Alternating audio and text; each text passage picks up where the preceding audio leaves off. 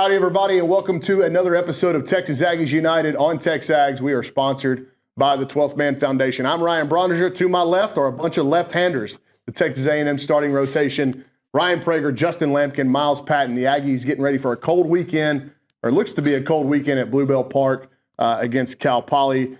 Prager, we'll start with you because you pitched in actually the worst conditions. And when you go back and you look at opening weekend, all three of you pitched on the same mound in the same ballpark, but in very different weather conditions. So, Prager, when you are going out to get loose and you kind of see what the weather is doing, how does that go through your mental side of your process of getting ready for a game? I think it might just change how you prepare for it. It might take you a little bit longer to get going. Might be a little more intentional with like moving around faster to kind of stay warm. We're lucky we got the cages right there a little bit, so you can kind of get in there, reheat if you have to. But once you get going in like competition, you kind of just have to call the weather what it is. Like you can't change it, and the other team has to play in it also. So it's just like if it was raining or any of those kind of conditions, like it's the same for both sides. So I think you call it what it is, you kind of almost embrace it, and then you just go kind of make do. And then, Justin, you get delayed 30 minutes. So you pitched in a south wind ballpark, but the day started cold and rainy, and you get delayed. How late did you know that y'all were going to be delayed, and did that alter your routine? Yeah, so they kind of told me, so I was actually going to go out like an hour before, I think at 1 o'clock, and then that's when Troy came in. He was like, hey, we're going to push it back 30 minutes. So really didn't change my routine. I just kind of sat down and relaxed for 15, 20 more minutes, and then went outside and did my normal routine. Yeah, and Myles, you got a little taste of the Bluebell Park crowd, but with somebody in the other dugout now, just what were your nerves like getting the ball on a Sunday with a chance to sweep? I think it was exciting and just taking it all in for a second, especially out there on the mound. Like I think when they're doing the war hymn and sawing them off is one of the coolest things ever, especially with being like right before a game. So kind of just take that in and appreciate it, and then just flip a switch and just get to work. Overall, I mean, just coming out opening weekend, how do you feel individually, collectively? How do you feel? Yeah, feel great. I mean, I thought it was a great weekend. I think it's always great to get the ball rolling. And as you know, through a season, like you're never your best version opening night. So just that excitement to continue to get better as we get going and kind of just be at our best when it matters the most.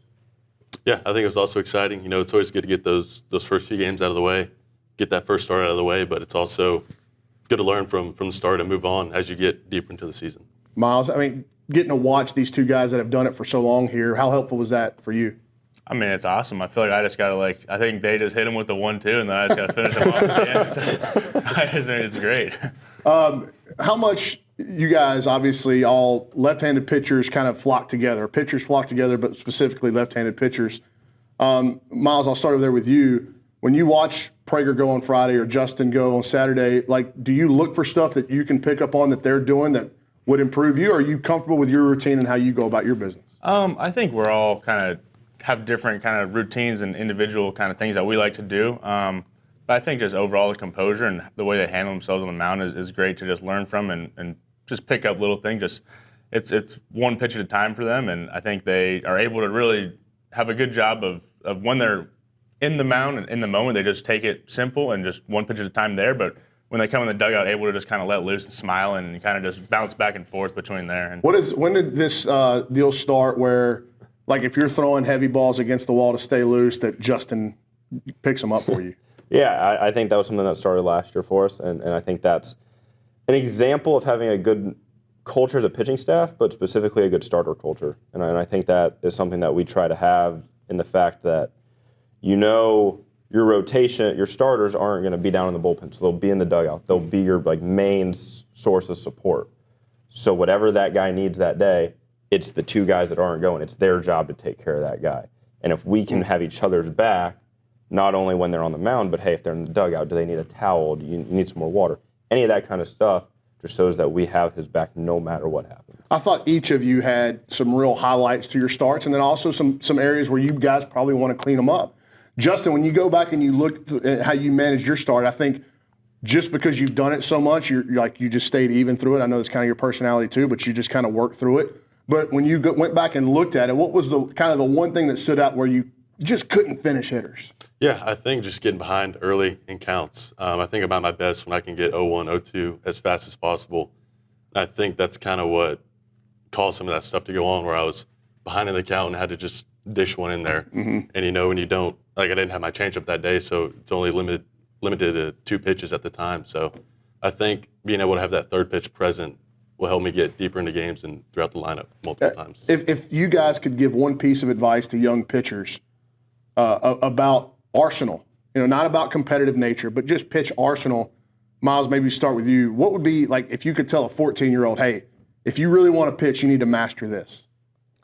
I think arsenal-wise, just having your best intent behind your stuff. Like, I think just really putting your best commitment, your best intent behind each pitch is what's going to do it. Like, you're trying to throw like your C fastball, it's not going to work. You have to just throw your absolute best intent. Did y'all say the same? Yeah. Yeah. I also think fastball command at that age. That's what That's what I was kind of getting at. Was like, I think that's so overlooked when you look at what's glorified right now in baseball. And I think it's changing a little bit, but over the last 5 to 10 years, it's how hard you throw it. Yeah. And then we start doing more data and analytics, and it's like, hey, if you don't command it, nobody cares how hard you throw ball for. Yeah. So like fastball command, I think is becoming more and more prevalent. No doubt. I also think it's just the essence of throwing multiple pitches for strikes. Like people will always say strikes will play before stuff will ever play. So just having the presence of being able to throw not just a fastball in the zone, but hey, can you throw a changeup? Can you throw a breaking ball? And as you get older, can 2 pitches become 3 pitches? And then that's, I think, when you see it go from this level to the next level. When you guys your goal is to throw up zeros no matter what's happening, right? No matter what the score is, your goal is to get zeros. But was it nice wearing the same colors as the hitters this week and understanding what those other guys were having to go through? Even on Friday night, and I thought their starter was great, really good against this offense, but they score 4 runs, and I'm sure you're going, as the Saturday starter, Sunday starter, like, that's not going to happen again, right? Like, so what is it like from the opposing side trying to manage this lineup? It's tough. Yeah. I mean, it's hard. I mean, we said it in the preseason, and the fact that we were ready to face somebody else because we were going at the same guys every day for 3 weeks. Me and Justin actually faced the exact same lineup 3 weeks in a row. So it's like, I'm tired of facing Jace. I'm tired of facing Gavin Cash. Yeah.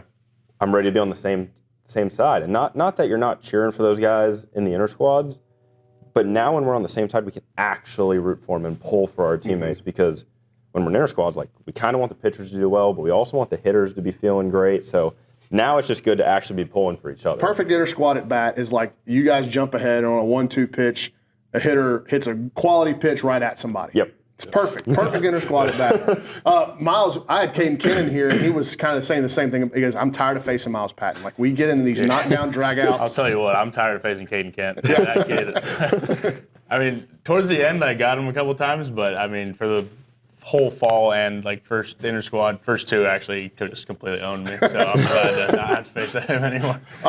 Well, and then too, like, you see some of the stuff. Like, was Terrence Keel's performance surprising to any of y'all? I don't think so, but I also think that once it got into the game, it took a step forward. Mm-hmm. So it was, you knew the competitor you were getting, you knew the kind of ball player you were getting, but he's just a gamer. So you get in the game and it's like, okay, yeah, this guy's good, but then we start playing and it's like, all right, like, this guy's comfortable, he's confident, and like the game never got too big.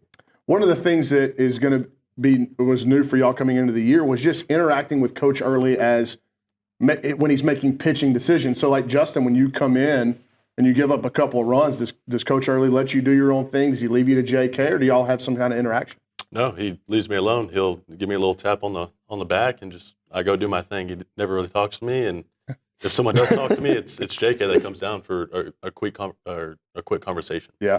And when was there conversations like with you on Friday or you on Sunday when y'all are kind of going about when to come out? Was that with Coach Early or JK or what?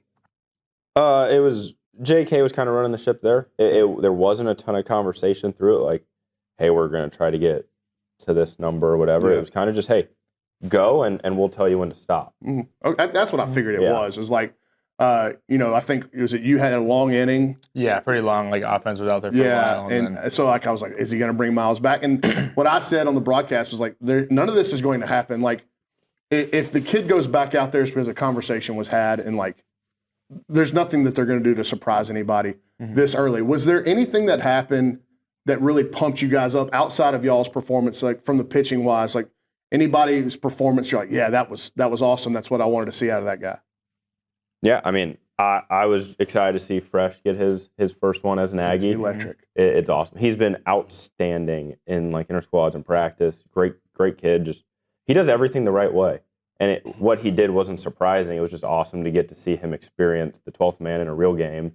And that was 1 1.33 innings of a lot that he's probably going to have this year. And when guys like Ty Baker have an outing like that, who he's been sensational throughout the preseason run-up, like how do you guys talk to these young pitchers about, look, this opening weekend is not the season. You got so many more opportunities. I would imagine, Justin, that you three are going to be important to kind of managing you three, Josh Stewart, Brad Rudis, important to managing kind of the mental wherewithal of the staff. Yeah, it's like for those guys, like in the moment, it can feel like that's like their only opportunity, and that's kind of the end all be all.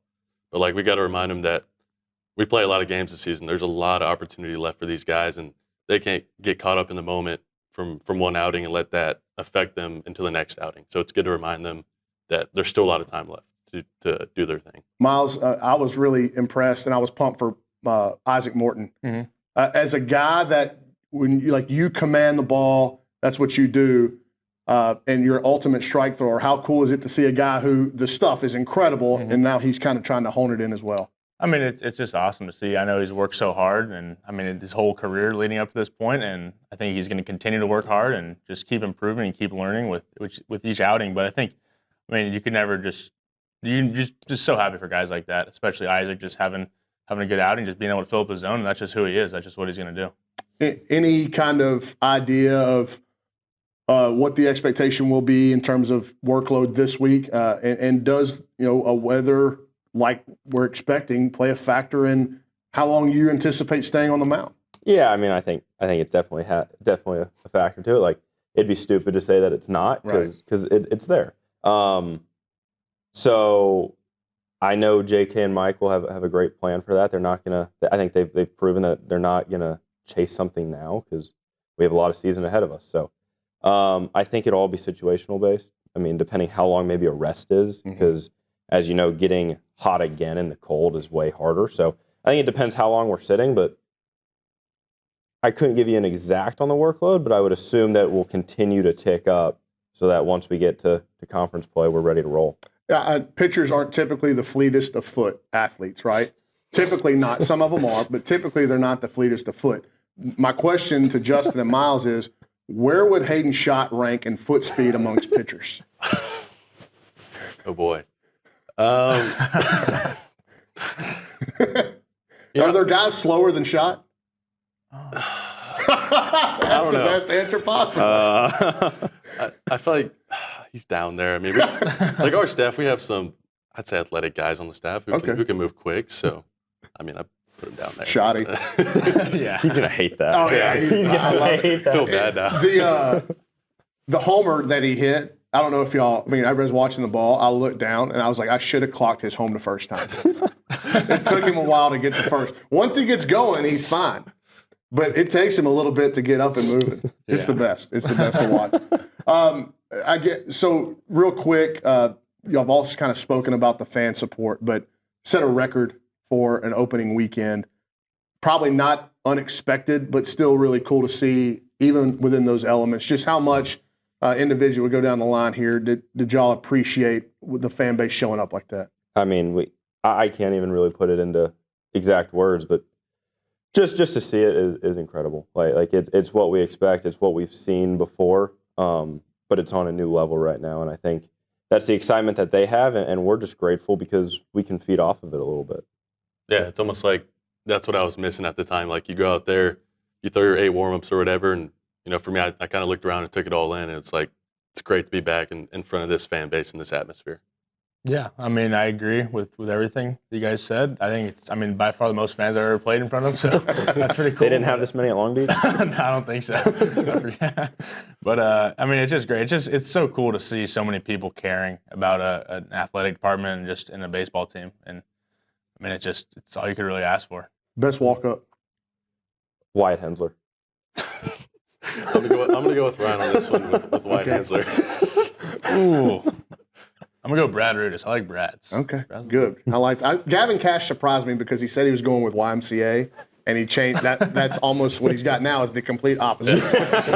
All right, thank you guys for stopping in. Ryan Prager, Justin Lamkin, Myles Patton, the Aggie pitching rotation, getting ready to go this weekend against Cal Poly at Bluebell Park. This interview is sponsored by the 12th Man Foundation. The 12th Man Foundation is the official source for Texas A&M athletics tickets.